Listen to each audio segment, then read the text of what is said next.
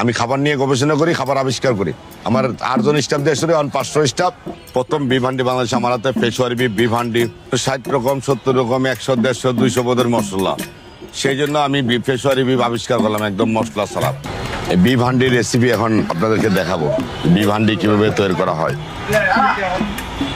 প্রথমে দিলাম রসুন,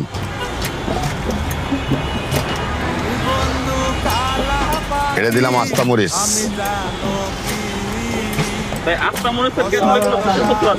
অবশ্যই আছে। এটা হলো গুঁড়া মরিচ, এটা লবণ, এটা হলো জিরার ফাঁকি,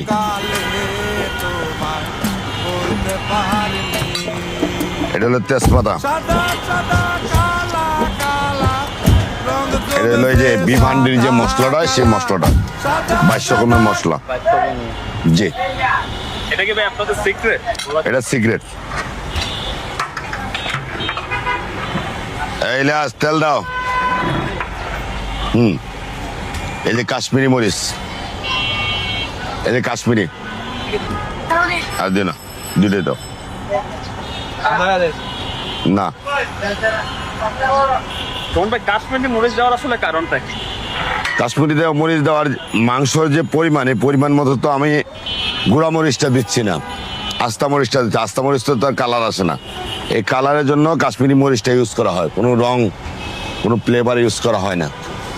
আপনারা জানেন যে আমি 2020 সাল থেকে বিফ হান্ডি শুরু করছি, ইনশাল্লাহ এখন 2025 সাল চলে।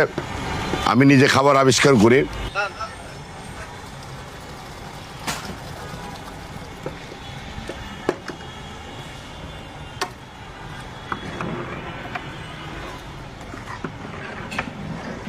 আমি 2 কেজি থেকে রান্না শুরু করছিলাম, এখন আলহামদুলিল্লাহ আমার 5টা ব্রাঞ্চ।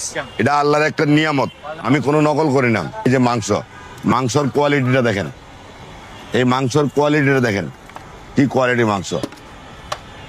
এই যে 3 পিস মাংস, আপনি 3 পিস, 1 পিস হাড় সহ মাংস, 1 পিস সলিড মাংস, এই 3 পিস মাংস হইলো আপনার 260 টাকা। পিছন থেকে রান্না করে, গরুর মাংস রান্না করে পাতিলে বিক্রি করে। আপনার নামে একজন এমপির নাম হইলে তো আপনি এমপি হইলেন না।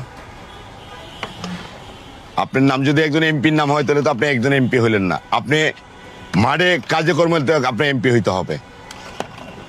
সেটাই আমি একজন বাবুসি হিসাবে বলি, আমি 30 বছর ধরে এই লাইনে কাজ করি।